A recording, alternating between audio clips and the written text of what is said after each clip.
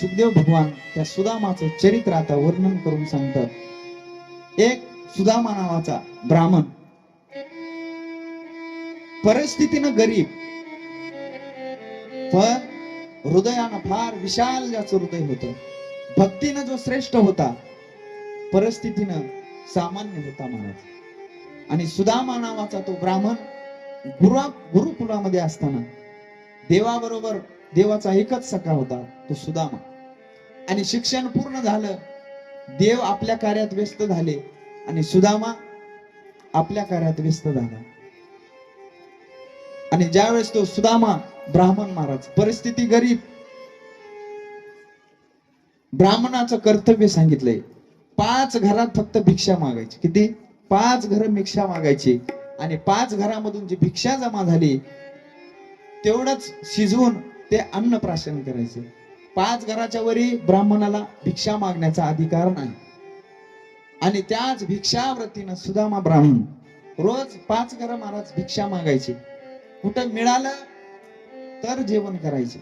लहान लहान मुलं होते, भिक्षामध्ये कुणी काही दिलं तर खायचे, आणि नाही दिलं तर जसं मनात समजून घ्यायचे की आज आपल्याला एकादशी, आज देवाची इच्छा आहे, सगळ्याला आपल्या घरातल्याला एकादशी देवानं सांगितली धरण्यासाठी, मनाला समजून सांगायचे। आणि लहान लहान घरामध्ये मुलं होते जे भक्तीनं श्रेष्ठ आहेत महाराज। काही माणसं परिस्थितीनं गरीब असतात पण मनानं एवढे श्रीमंत असतात, आणि मनाची श्रीमंती सगळ्यात मोठी श्रीमंती। जगामध्ये पैसा भरपूर माणसाकडे, मोठमोठ्या पदावर आहेत लोक, पण मनानं अत्यंत दरिद्री, अत्यंत कंजूस, चांगल्या कार्याला पैसा खर्च करत नाहीत, वाईट मार्गाला कितीही पैसे घालवतील पण काही माणसं चांगल्या कार्याला पैसा लावत नाहीत। म्हणजे पैशाच्या श्रीमंतीपेक्षा मनाची श्रीमंती फार आवश्यक आहे। आणि मनाची श्रीमंती सुद्धा ब्राह्मणाकडे होती। आपल्या भिक्षावृत्तीवर जीवन जगत असताना सुदामदेव ब्राह्मण भगवंताचं चिंतन महाराज कधीच सोडलं नाही। कधी मनाला अशी मनामध्ये शंका येऊ दिली नाही की देवानं आपली परिस्थिती अशी का बनवली। मनात एकच विचार करायचे की देवाची इच्छा आहे म्हणून देवानं आपल्याला असं ठेवलं। कधीच देवाबद्दल शंका नाही, कधीच आपल्या भाग्याबद्दल महाराज त्यांनी स्वतःला कधीच काही दुःख वाटून घेतलं नाही। देवाची इच्छा आहे म्हणून भिक्षावृत्तीनं जीवन जगायचे। आणि असं जीवन यापन करत असताना घरामध्ये 18 विश्व दारिद्र्य, कधी कधी उपाशी झोपावं लागायचं, अशी परिस्थिती असताना पण आपली भिक्षावृत्ती, देवाचं चिंतन, देवाची भक्ती कधीच सोडली नाही। आणि देवाचं चिंतन करत असताना महाराज एके दिवशी सुदामदेव ब्राह्मणाची पत्नी म्हणजे सुशीला, सुशीला कुणाला म्हणावं? ज्याचं उत्तम शील आहे, शील माने गुण, ज्याचं जीवन चांगल्या गुणाने युक्त आहे, तिला म्हणावं सुशीला। अशी सुशील, चांगलं आचरण करणारी अशी पतिव्रता म्हणजे सुशीला होती। आणि सुशीला मातेला एके दिवशी कळालं की आपल्या पतीचा मित्र हा द्वारिकेचा राजा आहे। कुणीतरी सांगितलं की हा द्वारिकेचा राजा म्हणजे कृष्ण, आणि माझे पती म्हणजे सुदामदेव ब्राह्मण गुरुकुलामध्ये बरोबर शिक्षणासाठी होते, आणि तो राजा यांचा मित्र आहे।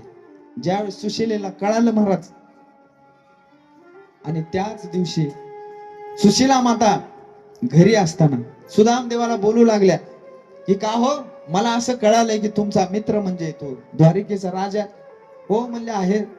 आजपर्यंत तुम्ही मला का सांगितलं नाही? सुशीला विचारते सुदामदेवाला, आजपर्यंत का सांगितलं नाही?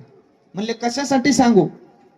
अहो म्हणले द्वारिकेचा राजा तुमचा मित्र आहे, आपली अशी परिस्थिती, मग आजपर्यंत तुम्ही का सांगितलं नाही? का तुमच्या मित्राकडे गेला नाही? आपली परिस्थिती का त्याला सांगितली नाही? पण सुदामदेव महाराज, सुदामदेव होते, आपली परिस्थिती कशी असो पण मित्राला, देव माझा मित्र आहे, मी त्याच्या पुढे माझी परिस्थिती मांडू शकत नाही महाराज। प्रेम देवावर, कृष्णावर, सुदाम देवाचं होतं. पण आपली परिस्थिती देवाला कधीच सांगितली नाही, किंवा मी जाऊन त्याला सांगावं माझी परिस्थिती असे, असं सुदाम देवाची वृत्ती नव्हती. महाराज म्हणले, हो माझा मित्र आहे, बालपणीचा बाल सखा आहे, पण मी मित्रवत त्याच्यावर प्रेम करतो. मी माझी त्याला परिस्थिती सांगू शकत नाही आणि सांगणार पण नाही. पण सुशीला मातेला असं वाटलं की काही करावं, पण यांनी जावं आणि त्यांना सांगावं आपली परिस्थिती कशी. पण सुदामदेवाची वृत्ती अशी नव्हती. मग तिनं विनंती केली, ऐका, तुम्ही तुमची परिस्थिती सांगू नका, फक्त एक काम करा, तुमच्या मित्राला भेटण्यासाठी जा. सुदामदेव तयार झाले. मला भेटण्यासाठी तू सांगशील ना भेटायचंय तर भेटायला जातो, पण मी काय मागणार नाही, सुरुवातीला सांगितलं. आणि ज्यावेळेस आता जसं गुरुकडे जाताना रिकाम्या हाताने जायचं नाही मला, आणि मित्राकडे जसं एखाद्या राजाकडे जायचंय काहीतरी घेऊन जायचं, त्याच नियमाप्रमाणे आता कृष्ण राजा आहे, मग कृष्णाकडे जायचंय. पण कसं जायचं? आपल्याकडे तर खायला काय नाही महाराज, घरात अन्नाचा कण नव्हता, मग काय न्यायचं?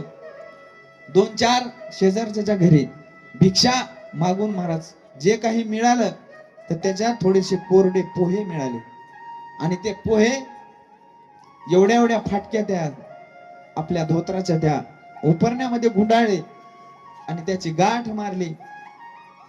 आणि सुदामदेव ब्राह्मण अनवाणी पायानं द्वारिकेच्या रस्त्याला निघू लागले. चले श्याम सुंदर से मिलने सुदामा, चले श्याम सुंदर से सुदामा, हरि बोल सुंदर हरि बोल श्याम सुंदर से मिलने सुदामा, गाते चले मुख में श्री राधे, गाते चले मुख में हरे कृष्ण हरे रामा, चले श्याम श्री राधे,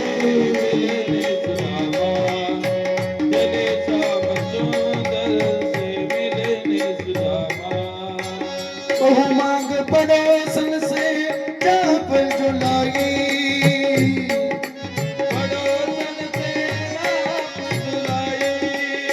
फटे हुए कपड़े में पोटरी बनाई, फटे हुए कपड़े में पोटरी श्री मांग पड़ोसन से चावल जुलाई, फटे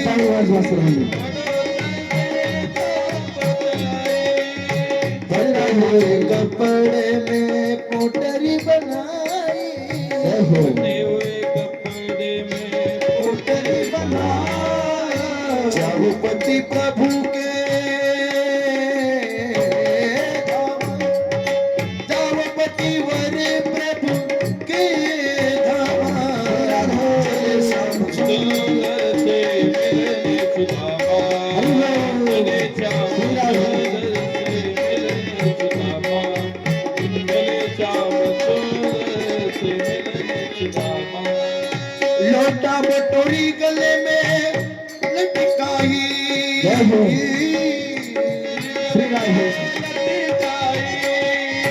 लोटा बटोरी गले में लटकाई, लोटा बटोरी गले में लटकाई, चावलों की पोतली बगल में दबाई, चावलों की पोतली चावलों की पोटली बगल में दबाई, चावल की पोटली बगल में दबाई, पहुँचे सुदामा श्री राधे, पहुँचे सुदामा कृष्ण के धामा, जय श्याम सुंदर से मिलने सुदामा, गाते चले मुख में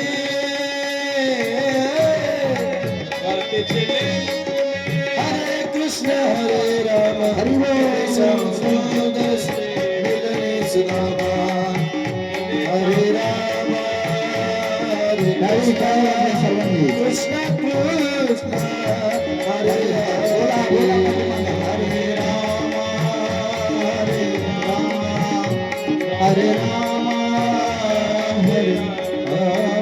हरे राम हरे राम हरे राम राम राम हरे हरे हरे राम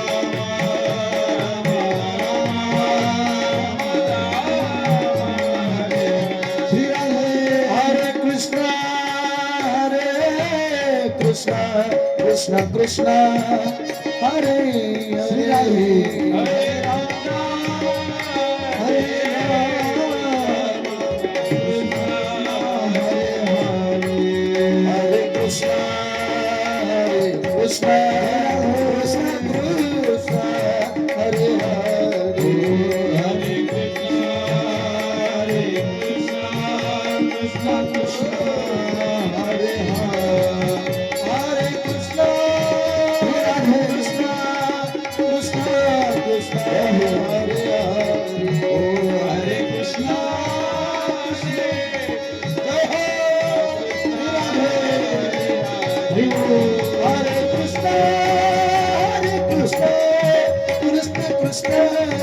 कृष्ण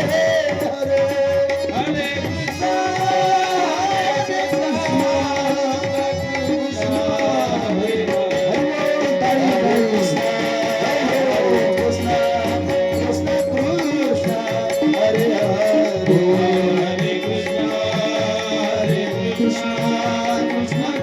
हरे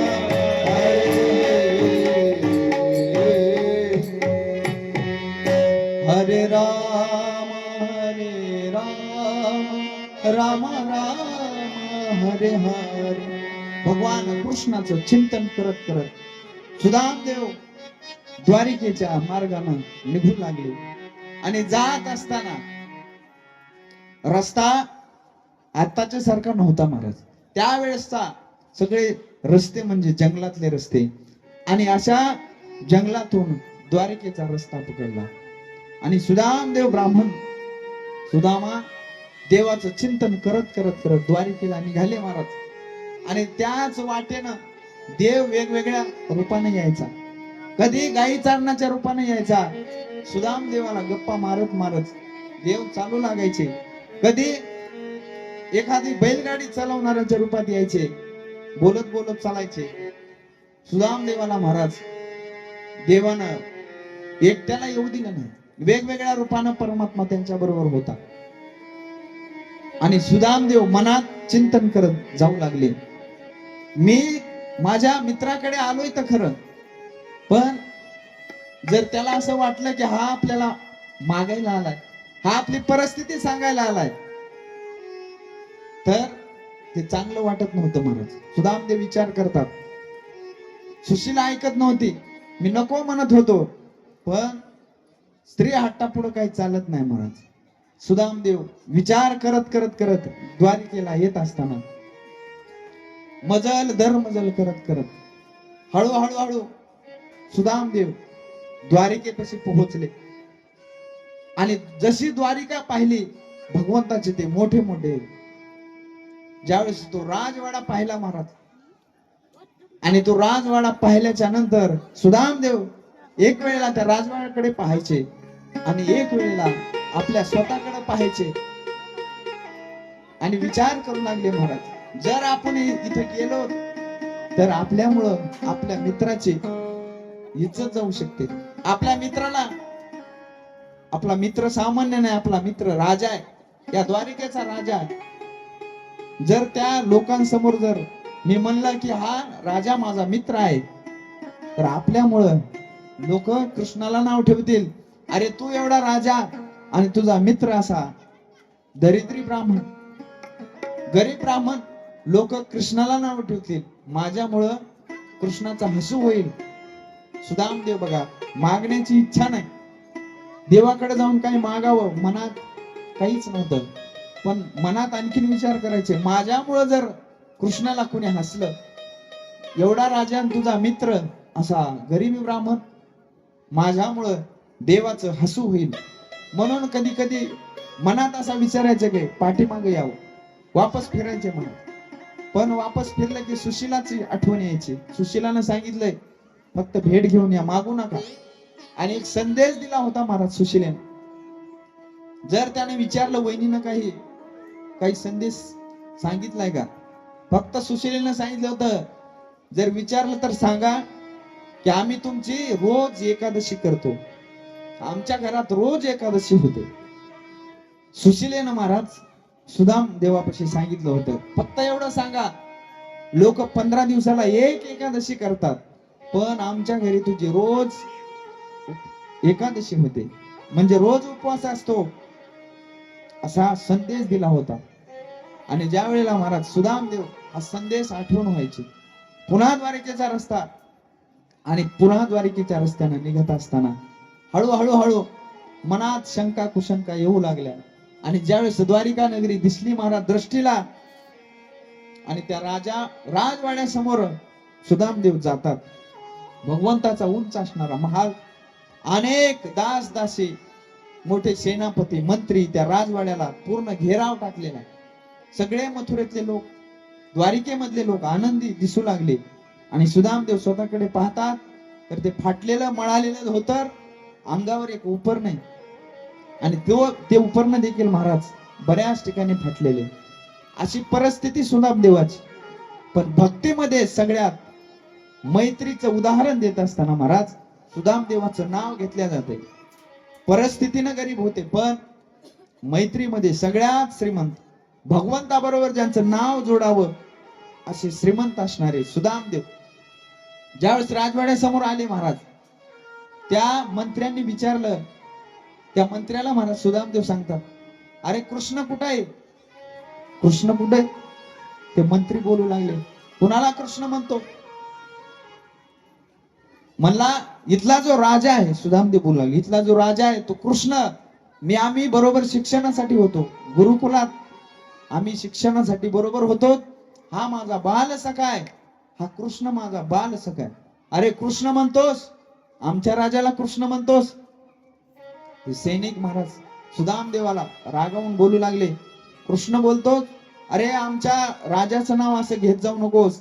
राजाधिराज द्वारिकाधीश श्री श्री भगवान कृष्ण असं लांबलचक महाराज नाव ज्यावेळेस त्या सेनापतींनी सांगितलं, आमच्या भगवंताचं नाव असं घ्यायचं नाही, सगळ्या उपाध्या लावून पुन्हा देवाचं नाव घ्यायचं. असं नाव घेऊ नकोस, नाही तर तुला दंड दिला जाईल. ज्यावेळेस महाराज ऐकलं आणि सुदामदेव पुन्हा विचार करतात, आपण जर असा अवतार घेऊन असा वेश घेऊन जर तिथं गेलो, सगळे लोक आपल्या कृष्णाच्या नावानं हसतील. अरे हा राजा ना, याचा मित्र म्हणजे एवढा गरीब ब्राह्मण. मनात विचार आणायचे वापस जावं का काय. पण आता पाय मनात मनस्थिती होती महाराज, जाऊ का नको. पण पुन्हा विचार केला, आता इथपर्यंत आलो, फक्त भेट घेऊन आपण वापस जाऊ. आणि त्यावेळेस महाराज त्या मंत्र्यापाशी विनंती केली, फक्त कृष्णाला जाऊन सांगा की तुझा बाल सखा सुदामा तुला भेटण्यासाठी आला. एवढं देखो देखो ये गरीबी का हाल, कृष्ण के दर पे विश्वास लेके आया हूँ. श्रीराम. मेरे बचपन का यार है मेरा चाँद, यही सोच कर मैं आस करके आया हूँ. श्रीराम.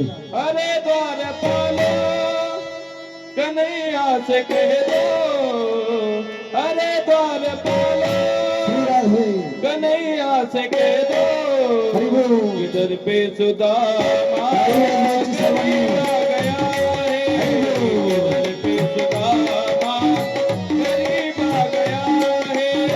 भटकते भटकते न जाने कहाँ से, भटकते भटकते न जाने कहाँ से, जाने में गरीब आ गया है. द्वार पालो कन्हैया से कह दो, अरे द्वार पालो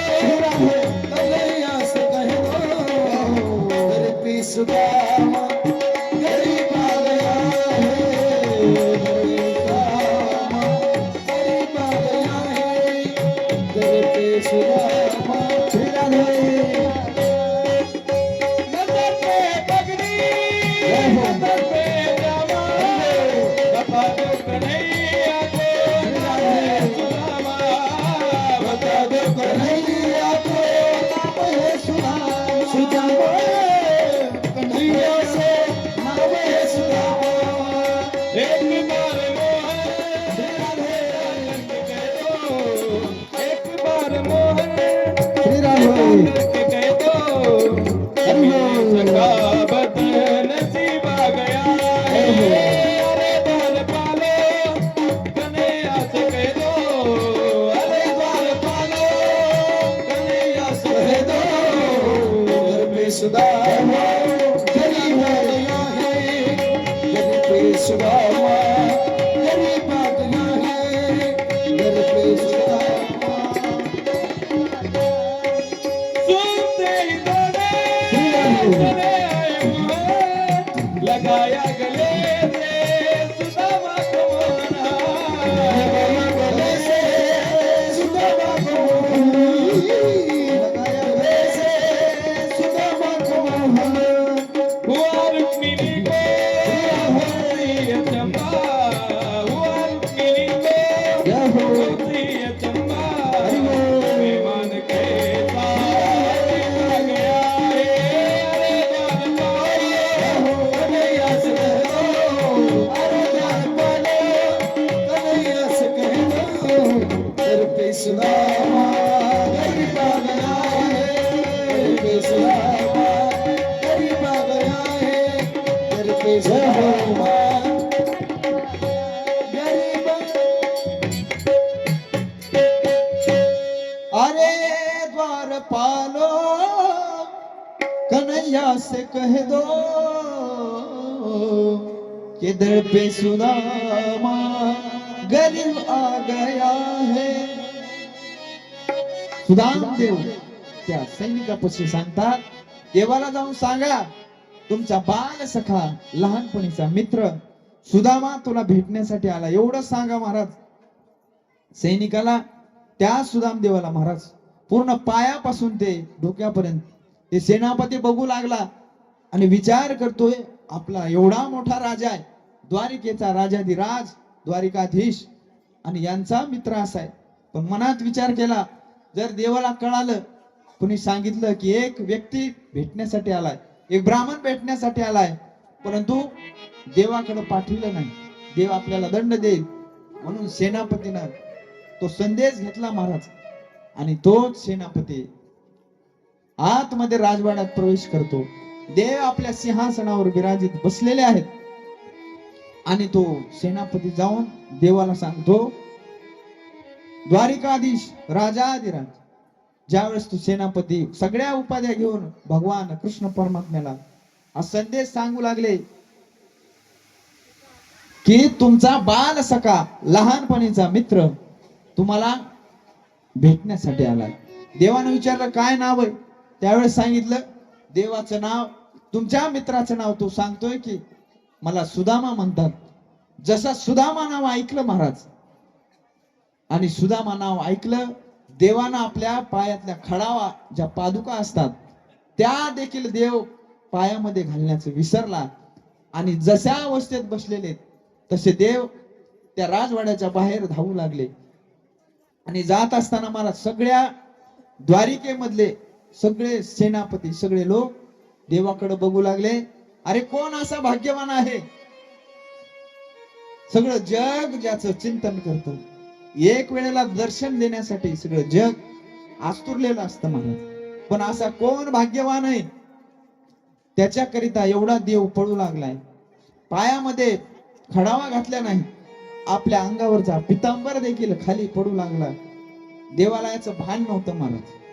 रुक्मिणी माता सगळ्या पत्न्या विचार करायला, कोण असा व्यक्ती असेल, कधी आपल्यासाठी एवढ्या भावनेनं कधी देव धावला नाही, पण कोण असा भाग्यवान आहे, त्याच्याकरिता एवढा आपला कृष्ण परमात्मा धावतोय महाराज। सगळे आश्चर्यचकित होऊन पाहू लागले आणि जसे देव अनुवानी पायाने राजवाड्याच्या बाहेर आले महाराज, सुदाम देवाला पाहिलं आणि धावत धावत दोघांच्या डोळ्यामध्ये अश्रू। ज्यावेळेस कृष्ण परमात्म्याने सुदामाला पाहिलं, धावत गेले महाराज आणि कडकडून सुदाम देवाला मिठी मारली आणि दोघं एकमेकाला एक शब्द बोलत नव्हते, फक्त डोळ्यातून अश्रुधारा वाहू लागल्या. याला म्हणावं महाराज मैत्री. कधी लहानपणी गुरुकुलात शिक्षण घेतलंय, पण त्यावेळेसची मैत्री आजपर्यंत तेवढंच प्रेम.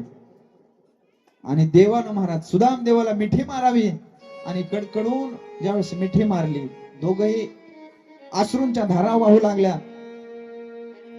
जो सुदामदेव महाराज इतका वेळ झालं विचार करत होता, देवाची आपल्यामुळे देवाला कोणी हसू नये,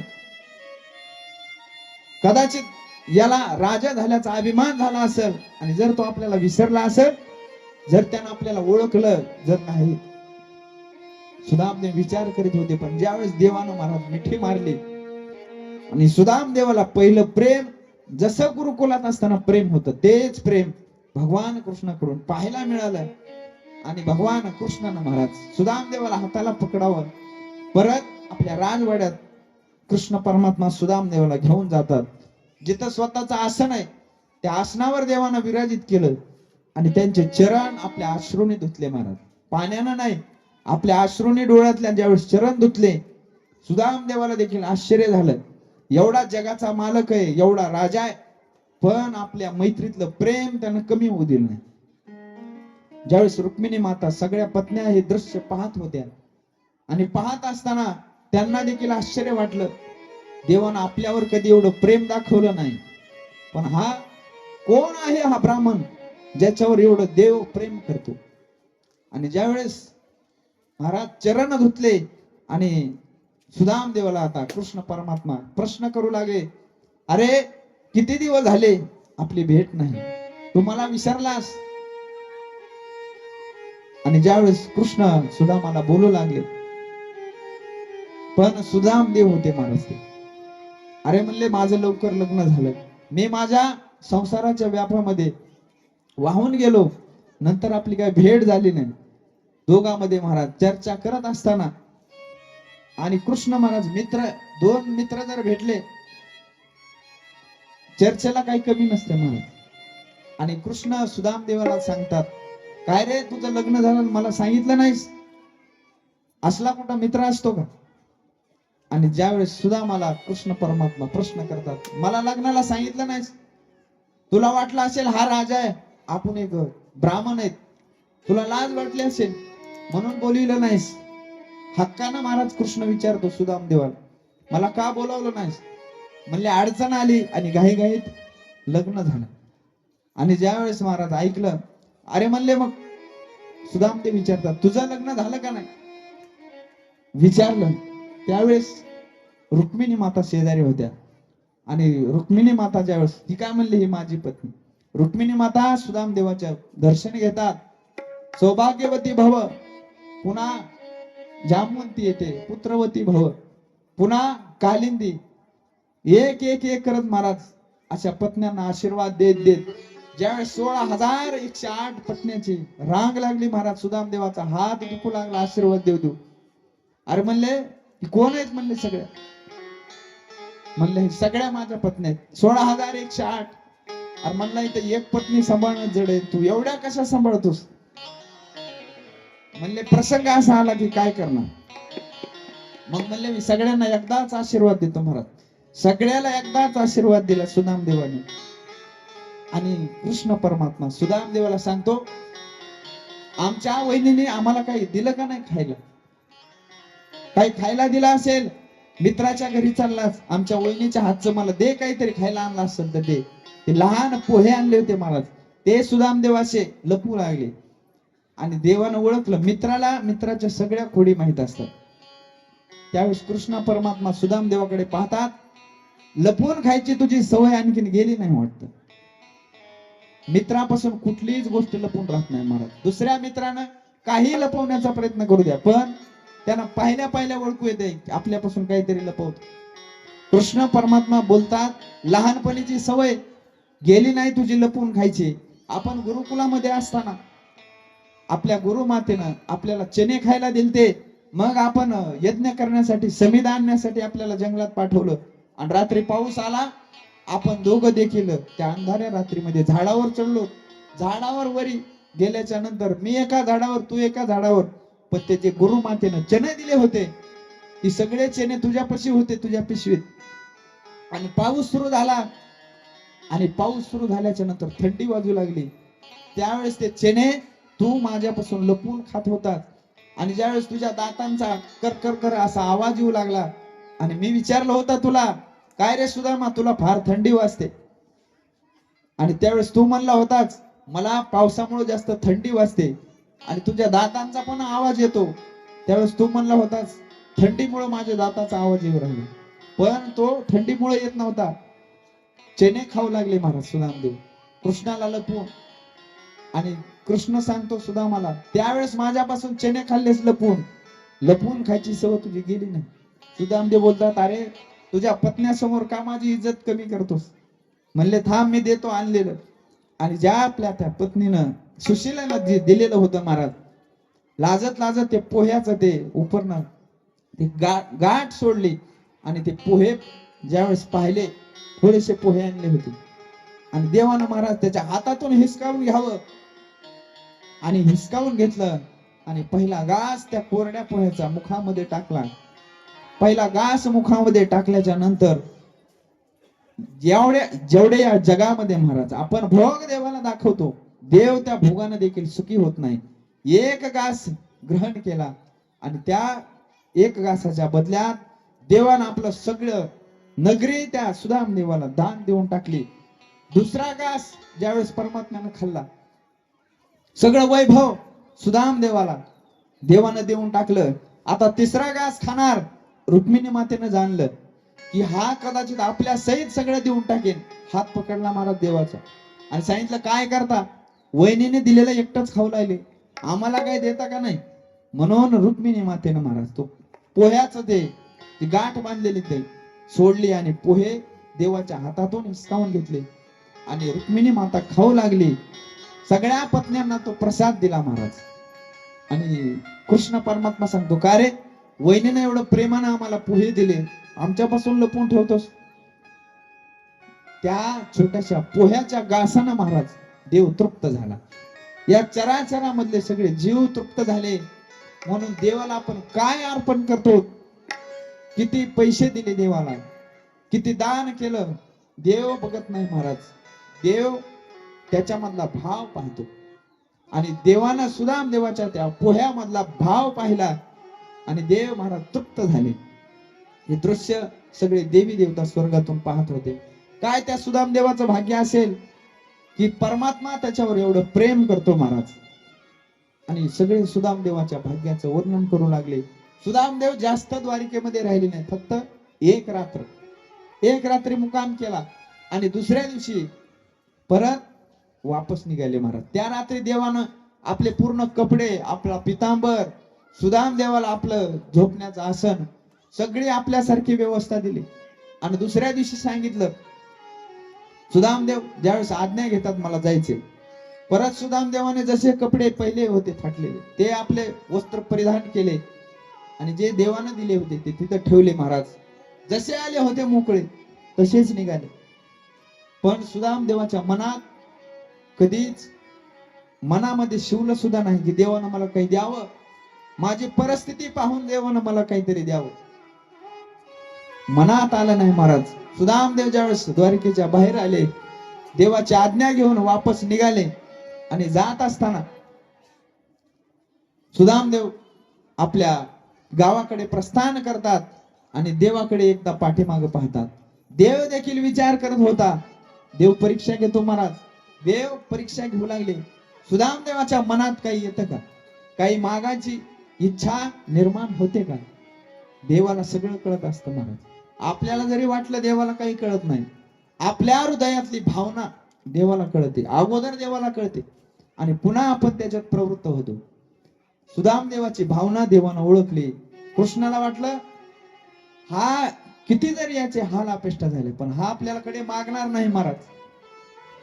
कृष्णाला खात्री होती. म्हणून देवानं जो पहिला पोह्याचा घास खाल्ला, त्या घासाच्या बदल्यात आपल्या द्वारिका नगरी प्रतिद्वारिका तिकडे सुदाम देवाला महाराज त्या विश्वकर्माला आदेश दिला होता की जा माझ्या द्वारिकेसारखी नगरी सुदाम देवाची तयार कर. पहिला घास ज्यावेळेस खाल्ला त्याच वेळेस प्रतिद्वारिका तिकडे निर्माण करण्याचा आदेश दिला. सुदामदेव वाटेने जाऊ लागले आणि जात असताना मनात इच्छा नव्हती, देवानं आपल्याला काही दिलं नाही. मनात एवढंच, देवाची आणि आपली मैत्री जशाला तशीच आहे, मैत्रीमध्ये त्यांना अंतर पडू दिला नाही. सुदामदेव विचार करत, देवाचं चिंतन करत करत आपल्या नगरीपाशी आले महाराज. आणि आपल्या गावापाशी आल्याच्या नंतर वर पाहू लागले. पाहिलं तर त्यांना असं वाटलं की आपण दुसऱ्या गावात तर आलो नाही, रस्ता तर आपला चुकला नाही. ज्यावेळेस त्यांना पाहिलं तर त्या राजवाड्यामधून एक स्त्री बाहेर आली, आरतीचं ताट घेऊन सुदामदेवाला ओवाळू लागली. सुदामा मंदिर देख डोळे, सुदामा मंदिर देख डोळे, सुदामा मंदिर देख डोळे, श्रीराधे मंदिर देख डोळे, सुदामा मंदिर देख डोळे, सुदामा मंदिर देख डोळे,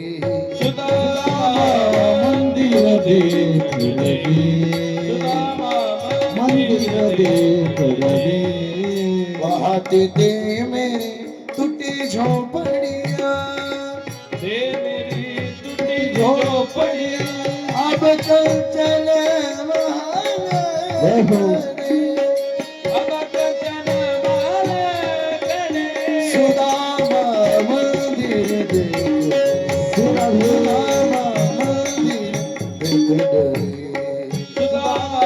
मंदिर देख,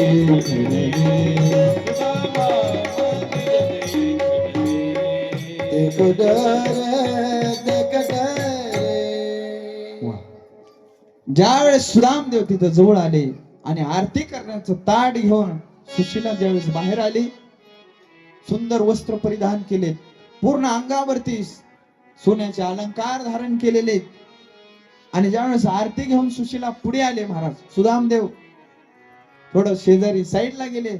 त्यांना लाज वाटू लागली की कोण स्त्री आली आणि आपली आरती ओवाळली. सगळे लेकर महाराज घरातून बाहेर आले, सगळे बाबा आले म्हणून बोलू लागले. आणि सुशीला महाराज हसू लागले, बोलते ओळखलं नाही मला, तुमच्या मित्राकडे गेले आणि आम्हाला विसरून गेले का? पण सुदामदेव महाराज स्वतःकडे पाहतात, आपलं असं वस्त्र असे जुनं धोतर आहे आणि ती सुशीला माता अलंकार धारण केले, एखादी राणी असावी असे वस्त्र परिधान केलेले. पुन्हा त्यांना कळालं की ही आपली पत्नी महाराज. आणि सुदामदेवाच्या डोळ्यात अश्रूच्या धारा वाहू लागल्या.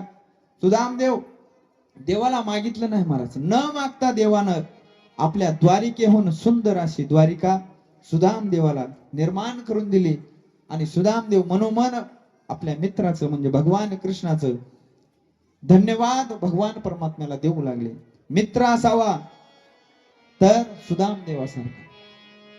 किती महाराज, भगवान एवढा द्वारिकाधीश होता, पण सामान्य आपला मित्र होता सुदामदेव नावाचा ब्राह्मण, पण मैत्रीमध्ये अंतर कधीच पडू दिलं नाही. म्हणून आज देखील मैत्रीचं उदाहरण दिल्या जाते. मैत्री कशी असावी? सुदामदेवासारखी आणि कृष्ण परमात्म्यासारखी. म्हणून आपल्या द्वारिकेसारखी प्रतिद्वारिका सुदामदेवाला भेट म्हणून दिली महाराज.